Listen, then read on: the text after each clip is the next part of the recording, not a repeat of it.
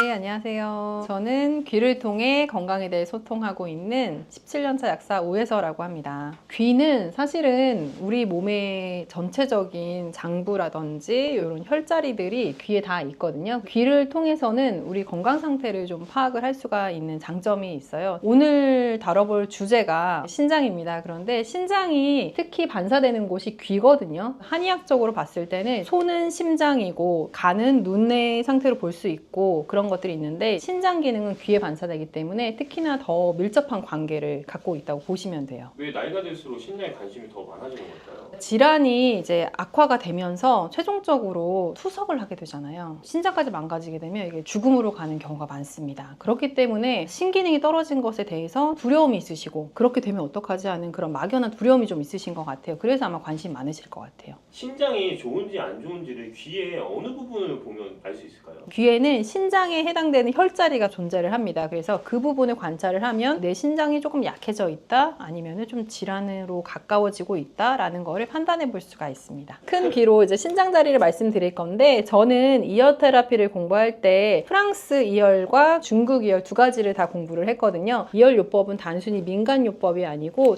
WHO에서 인정을 해준 대체 요법입니다. 귀에서 신장에 해당되는 자리를 설명을 해드릴게요. 중국 이열과 프랑스 이열 두 가지를 다 설명을 해드릴게요. 프랑스 이열 혈자리에서 신장에 해당되는 부분은 귓바퀴 안쪽에 있습니다. 그래서 이 안쪽 부분에 신장 자리가 있거든요. 신장과 수뇨관, 그다음에 방광이라든지 이런 자리들이 이 안쪽에 있어서 이쪽이 부어 있는다든지 아니면 붉어져 있다 아니면 착색이 되어 있다 이런 반응들이 있다고 하면 신장이 약해졌다고 볼 수 있고요. 중국에서 말하는 신장 자리가 또 있는데요. 그 자리는 허리 밑쪽에 있습니다. 우리가 신장이 어디에 있죠? 허리의 뒤쪽으로 손을 짚었을 때 손바닥이 닿는 자리가 신장 자리예요. 허리쯤에 신장이 있는데 여기가 허리에 해당되는 자리인데 그 밑에 여기에 신장 자리가 있습니다. 그래서 여기나 이쪽에 반응이 있을 때 신장이 약해졌구나를 볼 수 있습니다. 귀에 나타나는 반응은 한 6가지 정도가 있는데요. 첫 번째는 변형이 있고요. 그 다음에 남자분들 같은 경우에는 이쪽이 전립선 자리인데 여기 이렇게 눌려있는 반응이 있으면 전립선 기능이 약할 수가 있어요. 그런 것들을 변형으로 볼 수 있고 그 다음에 전체적인 귀 색깔, 붉어졌거나 검거나 아니면은 하얗게 창백해진 귀 색깔, 변색이 된 귀 색깔입니다. 그러면 이상적인 귀의 색깔은 어떤 색깔이 있었을 때 좋을까요? 유백색, 핑크빛이 도는 살색 그런 귀 색깔을 갖고 있으면 건강한 귀 색깔이라고 볼 수 있습니다.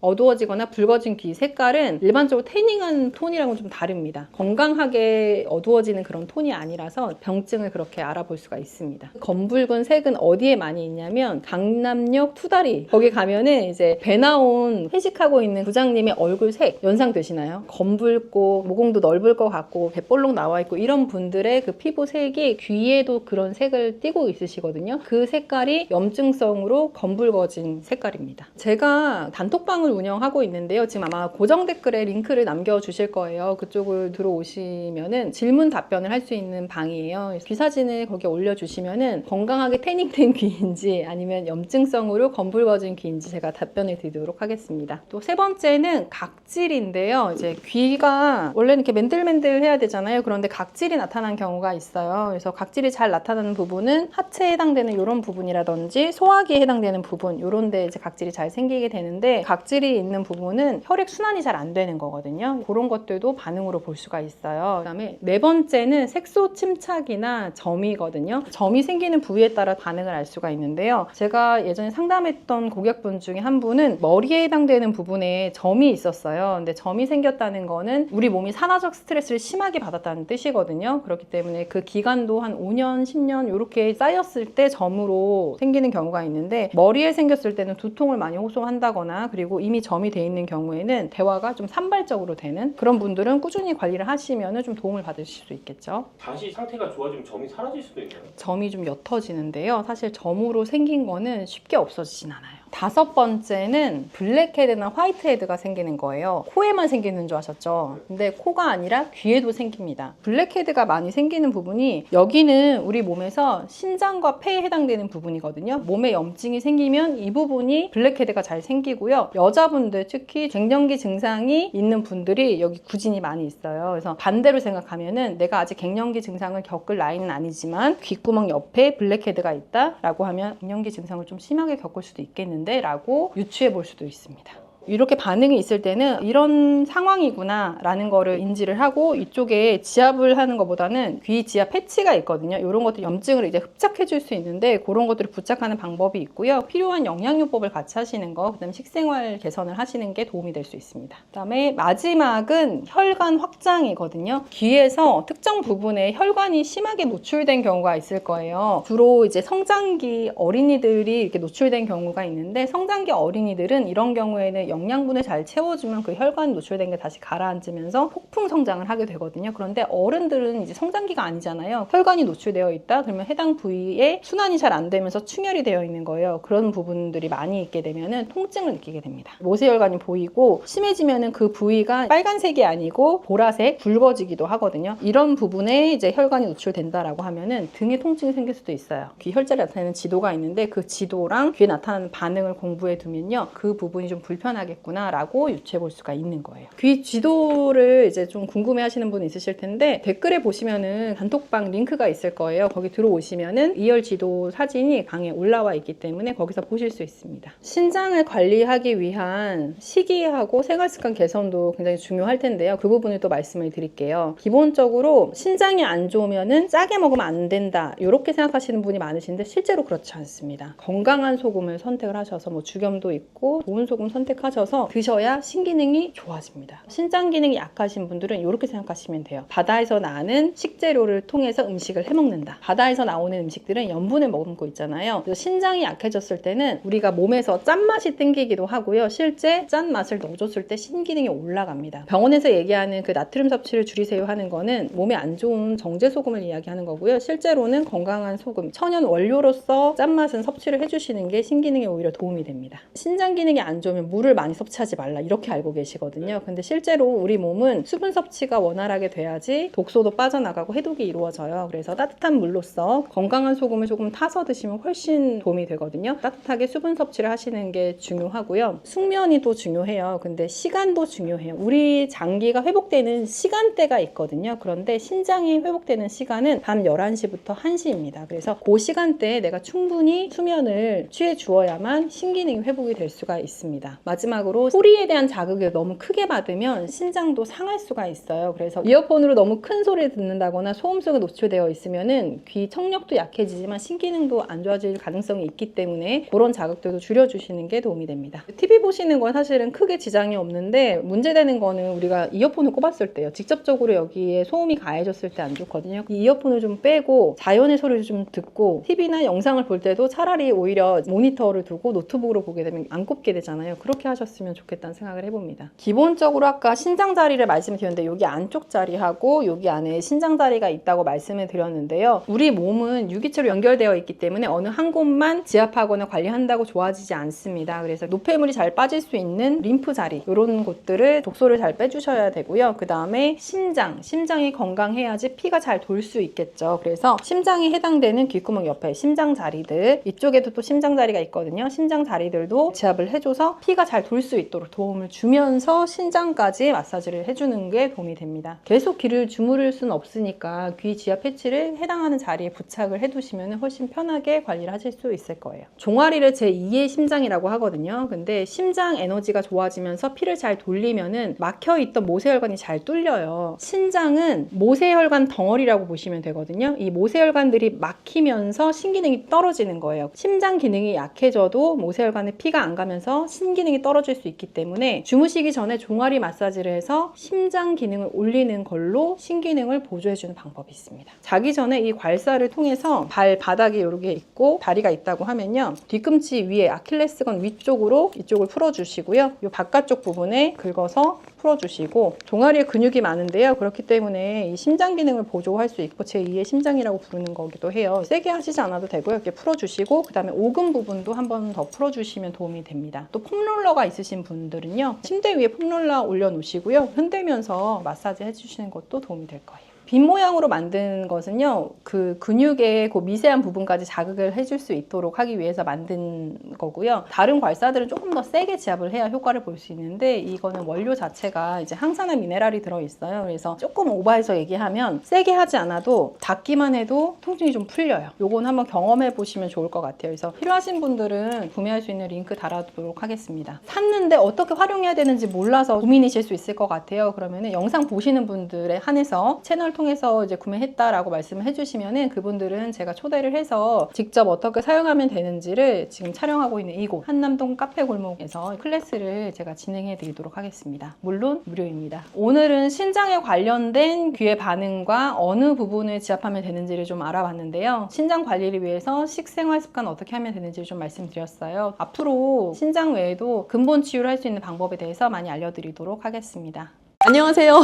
저는 영양학 박사입니다. 그레이스라고 불러주시면 좋을 것 같고요. 숙명여대 식영과에서 겸임교수하고 있고 또 영양 관리하는 회사도 대표로 운영하고 있는 여러분들의 먹는 모든 것을 책임져 드릴 그레이스입니다. 반갑습니다. 사실은 지금 네. 저희 구독자분들이 신장 쪽에 네네네. 엄청 관심이 많으세요. 네. 어떻게 하면 신장 쪽에 좋은 음식을 어떻게 먹어야 될지 그런 것도 네. 관심이 많으시는데 사실 신장이라는 조직은 우리가 무언가를 먹었을 때에 모든 최종 배출을 담당해야 하는 기관이에요. 그렇다 보니까 평생을 살면서 이 신장을 가지고 나의 모든 먹는 걸 대사하고 마지막 찌꺼기 배출까지 완료가 되어야 내 몸의 대사가 완벽하게 진행이 되는 건데 우리 되게 오래 살잖아요. 그러니까 슬슬 신장이 지쳐가는 상태로 노화가 일어나게 되고 당뇨나 고혈압 같은 질환이 있으시면 신장이 같이 부가적으로 안 좋아져요. 그래서 우리나라의 당뇨병 유병률, 고혈압 유병률이 올라가면서 신장병에 대한 유병률이 같이 상승하고 있는데 아주 특징적으로 요즘은 젊은 신장병 환자가 많아요. 신장병 환자들의 나이가 점점 내려가고 있어요. 그래서 예전처럼 정말 시니어만을 위한 질환이 아니라 20대, 30대 분들도 나 체중 체크하는 것처럼 신장 수치 어떤지 한 번씩은 체크해 보실 필요도 있어요. 신장이 안 좋아지면 어떤 일이 발생하시는지 신장이 안 좋아지면 일단 찌꺼기를 배출하고 여과하는 작용 자체가 현저하게 낮아지는 건데요. 사실 신장이 단독으로 노는 기관이 아니라 이름도 보시면 신장 되게 비슷하잖아요. 그래서 심장의 역할과 작용, 신장의 역할과 작용이 서로 연결되어 있기도 해요. 그래서 우리가 고혈압 심각해지면 심혈관 질환 올 수 있다라는 얘기하잖아요. 그러면 자연스럽게 신장 질환이 합병증으로 올 수도 있는 거예요. 또 당뇨병도 내가 생기게 되면 당뇨병성 신증이라고 해서 당뇨 환자에게 신장 질환이 동시에 나타나는 합병증으로 진행이 될 수도 있어요. 신장이 좀 건강해지려면 종합적으로 건강관리를 잘해야 합니다. 맞아요. 그래서 만성 질환이라고 부를 수 있는 대표적인 2대 질환인 고혈압, 당뇨 이 두 개만 잘 관리를 하시면 신장 질환이 합병증으로 나타나는 것은 최소한 막을 수 있고 또 신장 질환이 위험한 이유는 건강하게 돌릴 수 있는 방법이 없어요. 신장 질환은 한 번 시작되면 그냥 안 좋아지는 쪽으로 계속 가는 거예요. 예를 들어서 내가 고혈압 위험군이다, 당뇨 위험군이다 경고를 들으면 운동도 하고 식사 조절도 하고 하면서 다시 정상 수치로 돌이킬 수 있는데 신장은 특징적으로 그렇게 안 돼요. 속도를 줄일 수 있을 뿐이지 그냥 안 좋은 방향으로 계속 가는 거예요. 그렇기 때문에 더 안 좋아지기 전에 내 스스로 관리하는 게 굉장히 중요한 질환인 거죠. 그럼 내 스스로 관리할 수 있는 방법 중에 어떤 종류가 있는지 설명해 줄 수 있을까요? 사실은 거의 유일하고도 아주 중요한 게 식사 관리인데요. 먹는 것을 관리하는 것은 아주 중요해요. 그래서 특히 뭐가 중요하냐면 소금 섭취. 그러니까 고혈압 환자랑 같아요. 나 저염식 먹는 거, 그리고 평생 지속할 수 있는 저염식 하는 거 굉장히 중요하고요. 두 번째는 단백질. 요즘 보통 머슬업 할 거야. 그 단백질 엄청 많이 드시고 50대, 60대 되신 분들도 단백질 챙겨 먹어야 근 감소증 안 온다 하면서 많이 챙겨 드시잖아요. 그런데 신장이 안 좋아지기 시작하면 단백질이라는 영양소는 굉장히 신장에 무리가 가는 영양소가 돼요. 그래서 적정량만큼의 단백질을 챙겨 드시는 게 굉장히 중요하고 또 다음 세 번째는 인과 칼륨이라고 하는 우리 몸에서 정상적인 대사에 꼭 필요한 미량 영양소이지만 신장에는 무리가 될 수 있는 미량 영양소 그걸 잘 적정한 양만큼 섭취하는 게 중요해요. 근데 신장병 환자들에게 제가 적정량이라는 단어를 쓰는 게 참 죄송한데 대체 적정량이 뭐냐라고 많이 물어보시거든요. 단백질의 적정량은 쉽게 탁구공 크기 생각하시면 될 것 같아요. 탁구공 콩고물 생각하시면 딱 그냥 그 정도 양만큼 내가 한 번 먹을 때 먹는다라고 생각하시면 대부분 한국인 성인한테서는 적정한 양에 해당할 수 있어요. 칼륨이나 이런 걸 조심해야 네. 된다고 말씀하셨는데 네네. 어느 정도까지 조심해야 되는지 솔루션이 혹시 있으신가요? 네, 그 신장병 환자분들의 문의가 워낙 많아서 사실 저희가 되게 사명감을 가지고 쓴 책이 바로 이것입니다. 이게 뭔가요? 콩팥병을 이기는 매일 밥상이라는 책인데 사실 콩팥이라는 게 우리 신장을 부르는 순우리말 이름이거든요. 그래서 콩팥병을 이기는 매일 밥상 보시면 사실은 이 콩팥병이라는 게 제가 이긴다라는 표현을 썼지만 엄밀히는 장기적으로 관리를 하면서 나랑 평생 같이 가는 상태예요. 저는 심지어 질환이라고도 딱히 부르고 싶진 않아요. 콩팥병의 상태를 잘 관리하면서 갈 수 있는 방법을 이 책에서 여러 가지 조언을 드리고 있는데요. 콩팥병을 진단을 받으시게 되면 저는 꼭 기억하셔야 될 가장 중요한 게 여태까지 내가 알고 있었던 내 몸에 좋다고 생각했던 것이 나에게 이제 더 이상 좋지 않을 수도 있다라는 생각을 하셔야 돼요. 왜냐하면 단백질 여태까지 되게 중요하다고 생각하셨죠? 견과류 맨날 좋다고 몸에 챙겨 드셨죠? 흰밥보다 잡곡밥 더 좋다고 생각하고 챙겨 드셨죠? 빵도 뭐 심지어 흰빵보다 잡곡이 들어간 빵이 좋다고 생각하고 드셨을 텐데 등등 이러한 것들이 콩팥병 환자에게는 반대로 적용하셔야 돼요. 단백질도 소량씩 잘 나누어서 적정량 드셔야 되고 견과류, 인칼륨이 많아서 그렇게 안 챙겨 드셔도 되고요. 잡곡밥도 칼륨이 많아요. 그래서 흰밥이 낫고요. 빵을 선택하실 때도 잡곡빵보다 오히려 흰빵이 나을 수 있어요. 그리고 채소류도요. 너무 많이 먹으시면 애매해요. 애매하다 함은 우리 나물 몸에 좋다고 막 열심히 많이 드시잖아요. 신장병 환자는 나물 많이 드시면 칼륨 함량이 너무 높아서 오히려 신장에 무리가 갈 수 있어요. 그렇게 내가 여태까지 알던 건강한 식생활에 대한 상식을 한번 뒤집어야 되는 이벤트가 바로 신장병을 진단받는 그 순간입니다. 사실은 물에 빠진 고기는 고기로 취급 안 한다는 분들 많으시지만 신장병 진단 받으시면 구워 먹거나 볶아 먹거나 이런 조리법보다 사실 물에 빠진 게 훨씬 좋아요. 고기도 물에 삶아 드시는 게 좋고요. 그럼 뭐 우리나라식으로 치면 보쌈이나 수육이나 그런 메뉴들이 이제 해당할 수 있겠죠. 그래서 기름기가 없는 부위를 선택하셔서 잘 삶아서 드시는 조리법이 좋고 채소도요. 볶아가지고 먹고 하는 것보다 물에 좀 데쳐서 담가 놓았다. 그랬다가 한번 살짝 저염으로 묻혀서 드시는 그 물에 담그는 과정에서 칼륨의 수용성이기 때문에 많이 용해돼서 나가거든요. 그래서 그렇게 드시는 게 좋아요. 그러면은 양념 같은 것도 좀 조심해야 되겠어요. 네, 양념은 무조건 저염입니다. 저염이라고 하면 맛없겠다 그런 생각 많이 하시고 사실 맛 없어요. 그렇게 저염으로 드시면. 그런데 이 맛을 어떻게 살릴 수 있느냐가 사실 핵심이고 기술이잖아요. 저염이라고 하면 우리가 많이 쓰는 소금, 간장, 된장, 고추장 이런 무슨 장으로 끝나는 거 많이 안 쓰는 게 저염인데 그럼 뭐 딴 거를 써야 맛있을 거잖아요. 그래서 권장할 수 있는 게 좋은 식초, 레몬즙, 좋은 카레가루, 염분이 낮지만 나의 입맛에 또 다른 킥을 줄 수 있는 양념을 쓰시면 좀 맛있게 식사를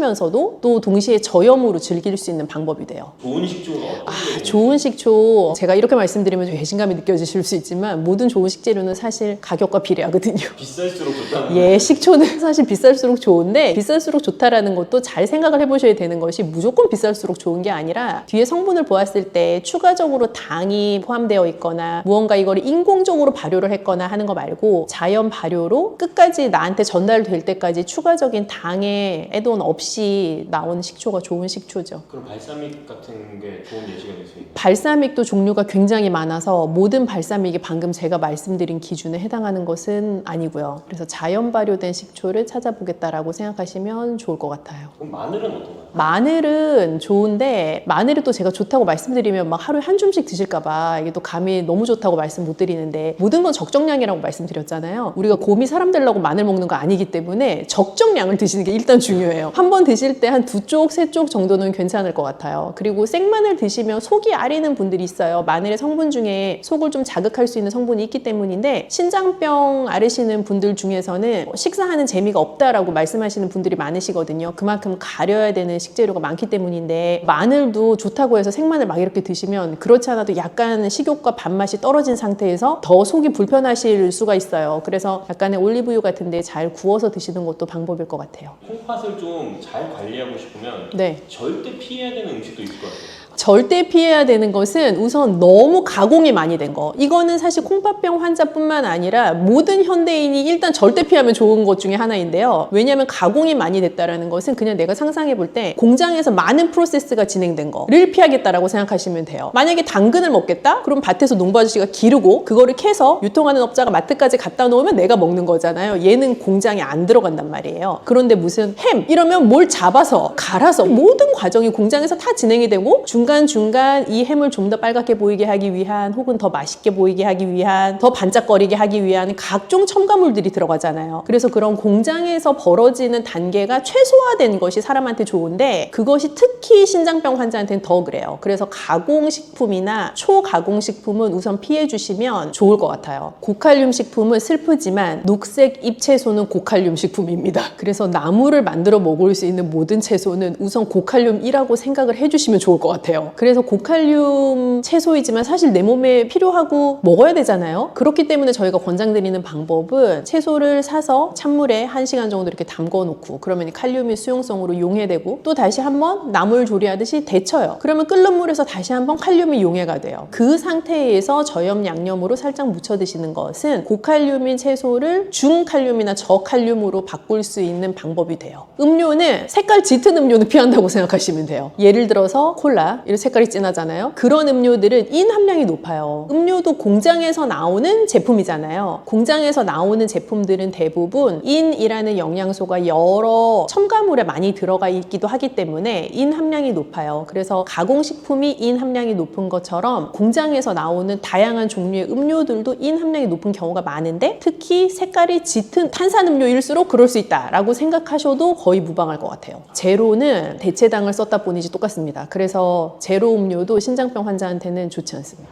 하루 식단을 챙기는 게 너무 쉽지 않아요. 왜냐하면 하루에 3끼나 먹어야 되는데 하루 3끼를 매번 똑같은 걸 먹을 수도 없고 너무 지겹단 말이죠. 그래서 사실 이 책에 보시면 하루 식단을 꾸릴 수 있는 아주 쉽고 간단한 방법이 많이 제한이 되어 있고 게다가 저는 또 이 음식은 예뻐야 된다고 생각하기 때문에 아주 예쁘게 먹을 수 있는 많은 방법들도 나와 있어요. 신장에 좀 고민이 많으신 구독자분들을 위해서 좀 한마디. 네, 사실 신장병에 걸리면 인생 살면서 되게 중요한 재미가 먹는 재미인데 그 먹는 재미를 많이 포기하셔야 된다라는 슬픈 감정을 느끼실 수도 있어요. 그런데 어찌되었건 신장병이 있다라는 것을 알게 되셨다는 건 그만큼 관리할 수 있는 기회가 나에게 주어졌다라는 것이기도 해서 지금부터라도 내가 지금 상태에서 가장 재미있게 즐겁게 맛있게 먹을 수 있는 음식들을 찾아 나가시면 좋을 것 같아요. 그래서 먹는 즐거움도 너무 많이 포기하지 마시고 또 내 상태에 대한 관리도 너무 부정적으로 생각하지 마시고 그 두 개를 잘 밸런스를 이루어 가실 수 있었으면 좋겠는데 그런 방법들을 제가 다른 영상 통해서도 다양하게 한번 제안을 드려볼게요.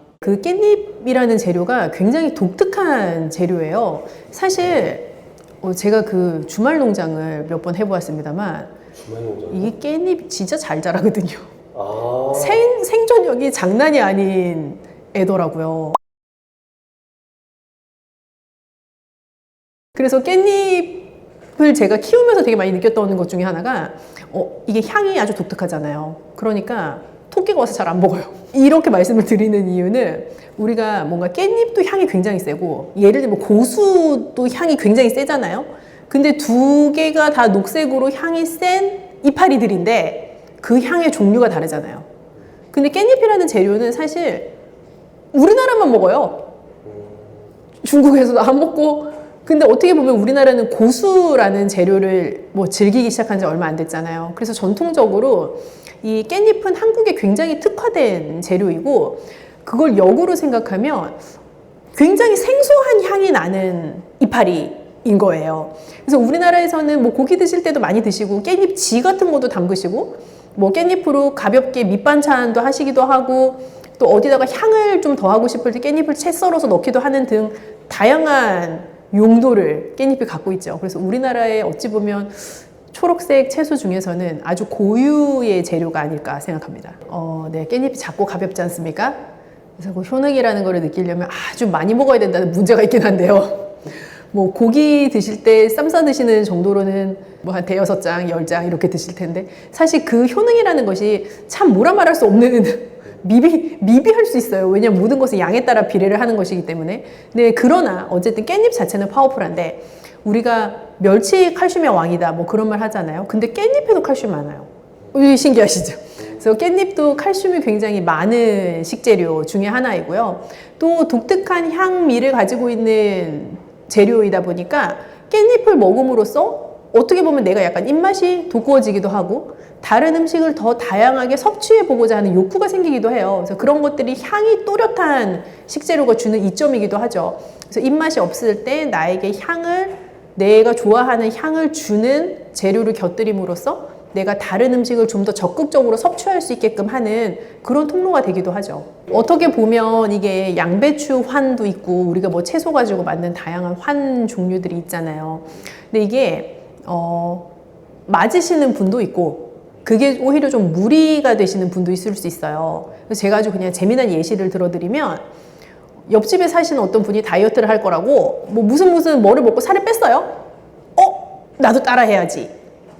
똑같이 따라해도 나 살 안 빠질 수 있거든요. 근데 우리가 각자 가지고 있는 몸의 컨디션이나 대사되는 정도들이 아주 차이가 많이 나기 때문에 누군가 깻잎 환을 먹고 엄청 효과를 보셨어도 내가 그걸 똑같이 먹고 효과가 없을 수도 있고 역으로 나에게는 무리가 될 수도 있어요. 그래서 사실 자연 상태를 그대로 드시면 제일 좋습니다. 뭐 깻잎은 작지만 어떻게 보면 강한 향을 가지고 있는 재료이다 보니까 아까 잠깐 언급드린 것처럼 내 식사를 좀 즐겁게 해줄 수 있는 기본 재료라는 생각이 들어요.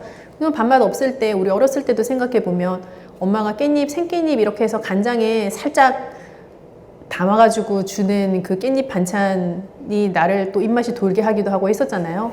내 식욕을 돋워주는 효과가 있을 수 있고요.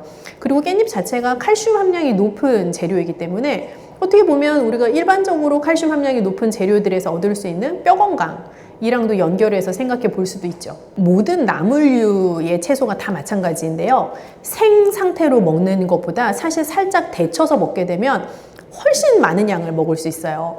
예전에 엄마가 시금치 나물 하던 거 생각해 보면요. 시금치가 막 이만큼 있어요, 부엌에. 그 엄마가 물을 끓여서 그거를 들통에 살짝 데치면 그 시금치 이만큼 부피였던 생시금치가 요만한 양으로 줄어들잖아요.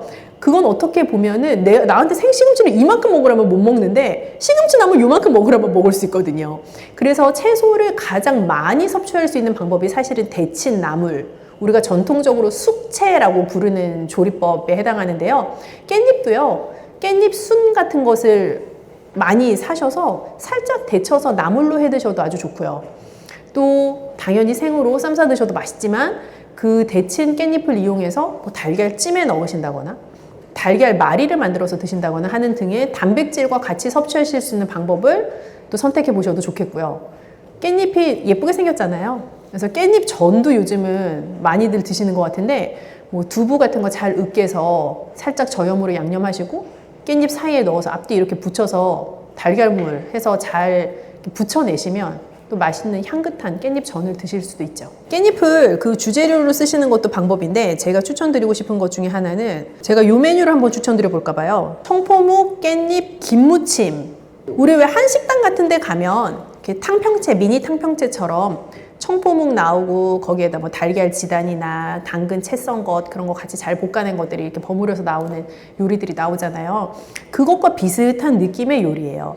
그래서 청포묵 잘 데쳐서 준비하시고 또 깻잎도 썰어서 준비하시고 김도 그렇게 준비하시면 아주 저염의 양념으로 김의 맛, 향긋함이 있잖아요. 그리고 김도 감칠맛이 아주 좋거든요. 그리고 깻잎 자체가 가지고 있는 고유의 그 향미 그리고 청포묵의 담백하고 약간 쫀득쫀득한 맛이 잘 어우러져서 맛있게 재미있는 식감으로 드실 수 있는 요리예요. 제가 근데 듣기만 해서도 너무 좀 좋을 것 같은데 네. 다음번에 하면은 좀 이걸 조리하는 것도 좀 같이 아, 그럴까요? 우리 네. 쿠킹 클래스 한번 할까요? 언제? 쿠킹 스테이션이 원주에 있다고 좀 들었는데 네, 저희가 같이 요리할 수 있는 공간 뭐 가지고 있는 것들이 있어서 네. 이렇게 말로 하는 거랑 요리하는 걸 보여드리는 게 좀 다르잖아요. 그래서 더 다양하게 응용하실 수 있는 방법 같은 거 한번 같이 해보면 좋을 것 같아요. 뭘 만드는 게 좀 도움이 되시겠는지 좀 댓글로 올려주시면 좋지 않을까요? 그렇게 해서 한번 또 조리하는 거 실제로 보시면서 저는 누구나 좀 건강한 식생활을 할 수 있는 환경이 되었으면 좋겠다라는 생각을 늘 하고 있기 때문에 또 조리하는 거 보여드리면서 그렇게 응용하실 수 있다면 저에게도 좋은 기쁨입니다. 뭐 깻잎 자체는 아주 독특한 향미를 가진 채소이기 때문에 호불호가 있을 수 있어요. 그런데 지금 우리나라에서 굉장히 각광받는 전통 재료라는 생각이 들어요. 그래서 그 재료들의 어떤 향미를 바탕으로 해서 나에게 좀 식욕을 돋울 수 있는 방법들도 한번 고민해 보시고, 또 깻잎 드실 때 어떻게 하면 더 맛있게 드실 수 있는지, 또 더 영양적으로 우수하게 드실 수 있는지, 단백질 재료 같은 거 잘 곁들여서 드실 수 있는 방법들도 드렸으니까 또 영상 돌려보시면서 응용하실 수 있는 방법 찾아보셔도 좋을 것 같아요.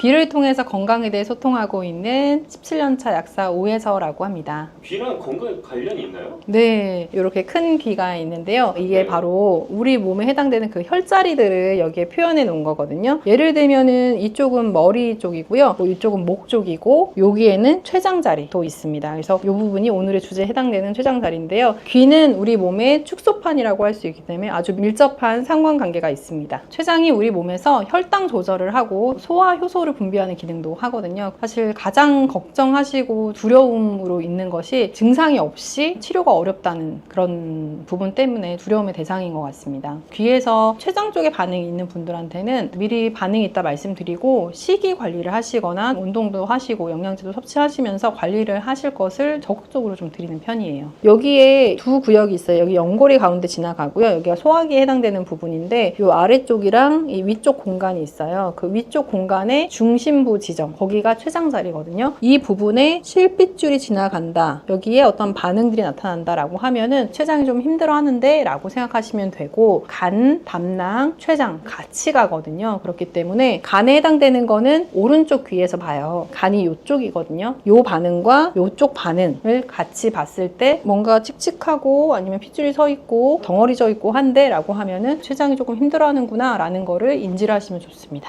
귀의 반응은 몸의 신호를 앞서거든요. 저 아직 그런 증상 없는데요 하는 분들이 꽤 있으세요. 그런데 얼마 지나고 나서 사실은 이런 증상이 지금 나타났다, 너무 신기하다, 이런 말씀 해주시거든요. 근데 현재 증상은 느끼고 있지 않지만 귀의 반응이 나타난다고 하면 이 부분 내가 조금 조심해서 관리를 해야겠구나 라고 생각하시면 좋을 것 같아요. 본인은 현재 증상이 없더라도 이제 가족 중에 췌장이 안 좋으셨던 분이나 췌장암 가족력이 있으신 분들은 내 귀 상태는 어떤지 조금 궁금해 하실 수도 있을 것 같아요. 개인 상담하는 프로그램을 진행을 하고 있거든요. 그래서 궁금하신 분들은 상담을 하러 오시면은 자세하게 상담을 해드리도록 하겠습니다. 단톡방 들어오시면은 프로그램 안내라든지 아니면은 궁금하신 점 이제 Q&A 할 수 있는 공간으로 제가 운영을 하고 있거든요. 그래서 그쪽 들어오셔서 문의해 주셔도 됩니다. 췌장에 좋은 식습관이라고 하면은 제일 중요한 거 한 가지를 말씀드릴게요. 과식하거나 폭식하시는 습관을 반드시 고치셔야 됩니다. 만성 췌장염에서 췌장암으로 넘어가는 경우도 상당히 많거든요. 근데 그런 분들을 보면은 굶었다 확 많이 먹고 이런 경우가 많아요. 이렇게 되게 되면은 췌장 기능이 망가지게 됩니다. 과도하게 효소를 많이 분비를 해야지 소화를 시킬 수 있잖아요. 그러면서 췌장 기능이 약해지게 되고요. 또 기름진 식사를 많이 하시는 분들 췌장 기능이 약해질 수 있기 때문에 이런 것들을 좀 피해 주시면 좋습니다. 만약에 췌장 기능이 약해졌다라고 하면은 췌장 부분이 어디인지, 그리고 간 부분 이렇게 말씀을 드렸잖아요. 그 부분을 시술을 해주시면 되는데, 간이 안 좋을 때 간자리하고 췌장 안 좋을 때 췌장자리하고 이렇게 생각하시면 안 되고, 췌장이라는 곳은 어떤 장기냐면요, 스트레스 많이 받고 걱정 많이 하시는 분들이 췌장이 상하거든요. 몸이 이완될 수 있도록 귀의 혈자리를 지압해주거나 활용하시면 좋거든요. 귀에서 이 부분이 이제 척추 라인이거든요. 척추 라인 따라서 지압을 해주시면 이 교감신경이 항진된 거를 많이 가라앉힐 수가 있습니다. 등 마사지 받으면 피로가 풀리는 것 같고 이완되는 느낌 받으시잖아요. 귀에서는 이 척추 라인을 따라 지압을 해주시거나 귀 패치를 이용해서 시술을 하시면 긴장된 거를 좀 이완시킬 수가 있습니다. 스트레스 받거나 긴장하게 되면 턱을 꽉 다물게 되거든요. 반대로 또 몸도 긴장이 되게 돼요. 그래서 턱관절 부분 이완을 해주시면 됩니다. 추가적으로 췌장 자리, 간, 담, 췌는 같이 가기 때문에 간장 자리랑 췌장 자리 지압을 해주시거나 시술해주시면 도움이 됩니다. 제가 공부한 프랑스 이열 테라피는 폴 노제 박사님이 규정을 해놓으면서 WHO에서도 대체요법으로 인정을 해주었거든요. 1990년도 그 당시에는 43개의 혈자리를 인정을 해줬고요. 현재는 90개에서 100개 정도가 이제 공식 인증된 적용된 상태이고요. 활용하는 혈자리들은 한 거의 200개 정도 가까이 된다고 합니다. 전 세계적으로 인정되어 있는 테라피이지만 이제 보험이 되는 나라는 프랑스, 독일, 일부 국가들만 이제 보험이 돼서 의사들이 활용을 하고 있고요. 우리나라는 사실 보수적이에요. 그래서 이런 쪽으로 보험이 안 되는데 제도적인 개선이 되어서 보험까지 적용된다면 좋을 것 같습니다. 지압을 하시는 경우에는 생각날 때마다 이렇게 자주 해주시면 좋을 것 같아요. 지금 영상을 보시는 동안에도 이제 제가 말씀드린 자리들 이렇게 지압하면서 들어주시면 좋을 것 같고요. 귀 지압 패치 이용하신다고 하면은 이런 것들은 3일에 한 번 교체를 해주시면 제일 좋습니다. 제품에 따라 좀 차이는 있겠지만 보통 3일에 한 번 해주시면 됩니다. 췌장이 기능이 떨어졌을 때 나타날 수 있는 겪는 증상에 대해서 좀 말씀을 드려볼게요. 왜냐면은 귀를 봐도 잘 모르겠어요 하는 분들 계실 수 있을 것 같아요. 가장 큰 반응은 소화가 잘 안 돼요. 더부룩한 증상이 있고 장에 가스도 많이 차는 증상을 겪게 되고요. 두 번째는 등의 통증을 호소합니다. 특별히 운동하거나 그런 게 아닌데 등이 결리고 아프다? 반드시 그런 건 아니지만 한번 의심해 볼 수 있고요. 그 다음에 변 상태가 바뀌는데요. 변이 기름진 변으로 바뀌는 경우에 한번 고려해 볼 수 있는 증상 중에 하나입니다. 당뇨도 췌장의 기능이 약화되면서 나타나는 증상이잖아요. 당뇨를 오래 앓았던 분들이 췌장암으로 갈 수도 있고요. 당뇨가 있었던 것은 아닌데 갑자기 증상이 나타난 경우에도 췌장암이 진행되고 있을 수 있기 때문에 고려해 볼 수 있는 상황입니다. 당뇨 조절하는 방법에 대해서는 많은 분들이 관심을 가지시고 알고 계시거든요. 관리법에 준해서 관리를 하시다 보면은 췌장 건강도 지킬 수 있으실 것 같아요. 당뇨 관리할 때는 혈당이 급격하게 오르지 않게 하기 위해서 식이를 관리를 하게 되거든요. 그래서 GI 수치라고 수치가 높지 않은 음식으로 섭취를 하라고 말씀을 드려요. 그래서 식사 습관 들이실 때도 섬유질이 풍부한 야채 종류 먼저 드시고 단백질 섭취하시고 건강한 지방 섭취하시고 그 다음에 탄수화물 섭취하시고 이렇게 식사 순서만 바꾸셔도 혈당을 조절하는 데 도움이 많이 되거든요. 평소에 식습관을 이런 순서로 하시는 걸로 하시면은 훨씬 도움이 되실 거고요. 가장 제가 지적을 많이 하는 부분이 믹스커피예요. 젊은 분들은 라떼에 시럽 추가, 카라멜 마키아토 이런 것들 많이 드시게 되면은 췌장 건강이 안 좋아질 수밖에 없습니다. 가장 중요한 거는 스트레스 관리인데요. 너무 애를 쓰거나 스트레스를 많이 받거나 하면은 췌장 기능이 상하게 됩니다. 기회가 되신다면 명상을 하시는 것도 도움이 참 많이 돼요. 그래서 내 마음을 편안하게 하는 것, 감정적인 소모를 많이 줄이는 것 이런 것들이 결국은 췌장 건강을 지키는 지름길이라고 생각이 됩니다. 생각이 많은 분들이 앉아서 명상을 하려고 하면 그 생각에 깊이 들어가게 돼서 도움이 되지 않을 수가 있거든요. 그럴 때 하시면 좋은 게 산책이에요. 산책을 한 20-30분 정도 하시면 머리도 많이 비워지고 감정적인 정화도 많이 되거든요. 그래서 걷는 거, 아니면 가볍게 뛰시는 거 이런 것들을 해보시면 도움이 많이 되실 것 같습니다. 그래서 여기 한남동으로 오신 건가요? 바로 남산타워가 원래는 제가 여기를 명상 공간으로 운영을 하기 위해서 이제 공간을 마련한 거기도 합니다. 클래스도 운영을 하고 같이 명상하는 시간을 갖기도 합니다. 클래스는 보통 제가 매월 셋째 주 토요일 날 진행을 하고 있는데요. 정보에 대한 거는 이제 댓글 보시면은 안내가 되어 있을 거예요. 그래서 관심 있으신 분들은 고정 댓글 한번 확인해 보시고요. 조금 더 깊이 있게 배우고 싶은 분들은 전문가 과정이 또 있습니다. 건강관리뿐만 아니고 내 주변에 배우자 아니면 자녀분들, 부모님 건강관리 하는데 활용을 할 수 있는 그런 지식들도 배우실 수 있습니다. 췌장이 됐든 간이 됐든 건강하지 않은 상태로 이제 향하고 있는 거잖아요. 건강한 방향으로 돌리는 게 가장 중요하다고 보거든요. 해당 부위에만 너무 집중하고 어떻게 하면 췌장을 건강하게 하지 이렇게 생각하시기보다는 건강한 삶을 살기 위해서는 어떻게 해야 될까라는 질문을 먼저 던져보시고요. 즐겁게 할 수 있는 일이 뭔가를 찾아보시면 훨씬 도움이 되실 것 같고 그런 활동을 하시면서 오늘 제가 알려드린 귀 지압법을 적용해 보시고 식이 관리할 수 있는 방법 알려드린 것도 실천을 해보시면 훨씬 도움이 많이 되실 것 같습니다.